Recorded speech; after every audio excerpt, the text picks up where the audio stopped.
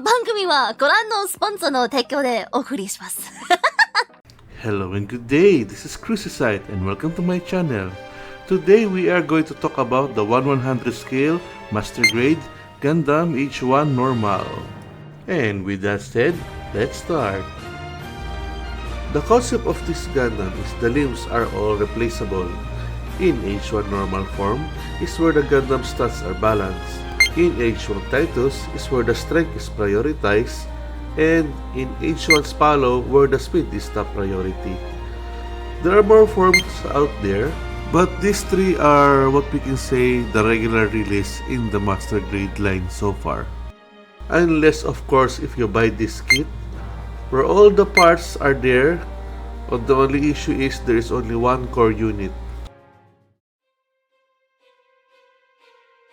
The kit comes with 2 closed fingers, 2 beam saber holding fingers, 2 trigger fingers, and 2 open hands.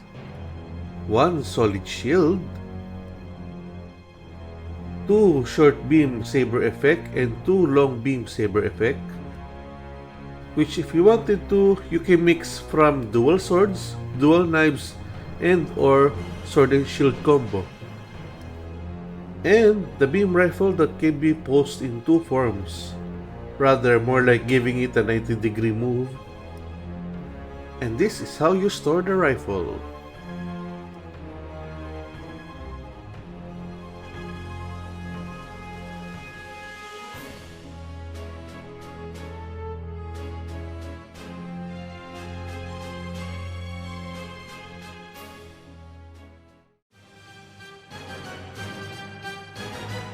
Now let's talk about the issues of the model kit. The reason the skirts are built like this is again about the parts being replaceable. Sometimes the skirt can be posed without any problem, but then there are times where just bumping into it would pop off the skirts. And since all the Master Grade H1 kits are always sold with the core and the limbs, I would suggest just glue them to reduce problems in the future. Now about the fingers, you need to align them perfectly, and it is a tight fit once it's attached, except the open fingers. Sometimes a small bump is enough for it to pop off. Onto the rifle. Like I mentioned earlier, the first problem is to align the trigger finger perfectly for it to attach. But once it's attached, it's definitely a secure fit. There is even an attachment part for the forearm to secure it properly. The next issue will be in detaching the rifle. It's so tightly secured that removing it might be an issue. Sometimes I would use a hobby knife just to detach the rifle attachment. Last but not least is the car spoiler. It's only being held by friction, so sometimes accidentally touching them is enough to make it pop off. With that said, I say just glue it to remove future problems.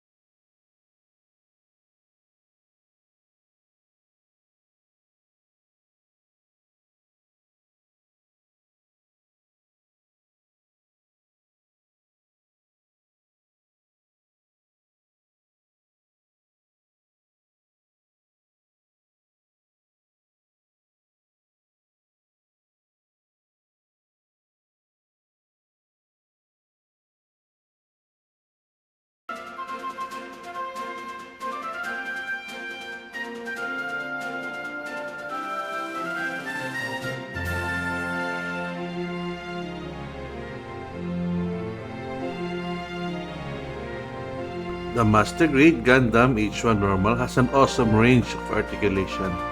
The model kit can do many forms of dynamic poses, and despite the fact that this model kit also uses polycaps, it has no issue in balancing himself whatsoever.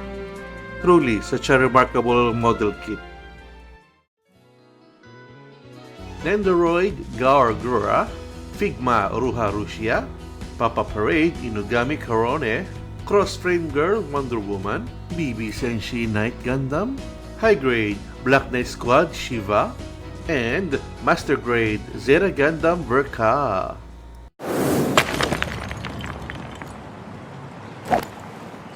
This is easily one of my top 10 favorite Master Grade.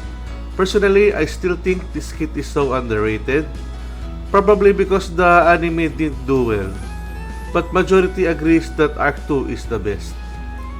Whenever I am in discussion to other fellow Gunpla streamers, I would always take that opportunity to recommend Master Grade AGE1-Normal.